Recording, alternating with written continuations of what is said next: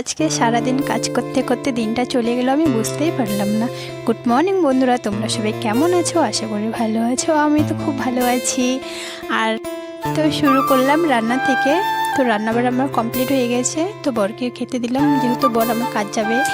তো আমি ভাত খাবো না দেখে আমি তো ম্যাগি খেয়ে নিলাম। আর সমস্ত কাজ আজকে করে নিচ্ছি, আর যেহেতু সময়ও পাচ্ছি না, আর আজকে করে নিলাম মানে ঘর গুছাতে আর কি। তো মুছামুছি, ঘর গুছানো, এটাই মেয়েদের তো এটাই কাজ করতে হয়। আর তারপরে তো আমার ডেলি ব্লগ শেয়ার করার ইচ্ছা আছে, কিন্তু সময়ের অভাবে আমি ডেলি ব্লগ শেয়ার করতে পারছি না। আর আমি তো ভিডিও মানে বানাচ্ছি, কিন্তু তোমরা তো কিছু না লাইক কমেন্ট শেয়ার কিছুই করছো না, দেখে তো মনও চাচ্ছে না আর কোনো ভিডিও শেয়ার করতে।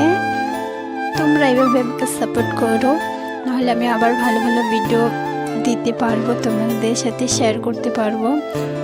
তোমাদের কমেন্ট দেখলে আমারও ভালো ভালো ভিডিও বানাতে ইচ্ছা করে। তোমরা যে ভালো ভালো কমেন্টই করছো না, কি ভালো ভিডিও তোমাদের সাথে শেয়ার করব।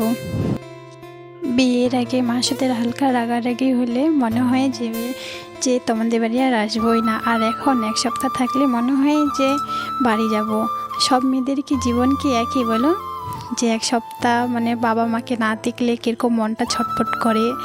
মেয়েরাই শুধু একমাত্র জানি বিয়ের পর মেয়েদের জীবনটা কীরকম, বাবা মাদেরকে ছেড়ে থাকতে হয়। স্বামী যতই ভালো থাকুক না কেন, বাবা মার জন্য মনটা অনেকটা মানে দেখার জন্য অনেকটা মনটা ছটফট করে। আমার বাবা মা শুধু দুইজনেই আছে, তো দেখার জন্য কেউ নাই। তো বাবা মাকে দেখার জন্য অনেকটা তো মন ছটফট করে। আর 10 তারিখে অপেক্ষা আছি যে আমার বার্থডে, বাবা মা হয়তো আসবে বললে। ভিডিওটা যদি ভালো লাগে অবশ্যই লাইক কমেন্ট শেয়ার অবশ্যই করে দিবেন। আর ভালো ভালো কমেন্ট করবেন কিন্তু, তাহলে আবার ভালো ভালো ভিডিও দিব। তো আমার বড় আসারও টাইম হয়ে গেল। তো আমার বড় এখন চলে আসবে কাজ থেকে। তো ভিডিওটা এখান থেকেই শেষ করছি। টাটা, বাই বাই, ভালো থেকো বন্ধুরা, বাই। আবার অন্য কোনো ভিডিওতে দেখা হবে। বাই বাই, ভালো থেকো সবাই।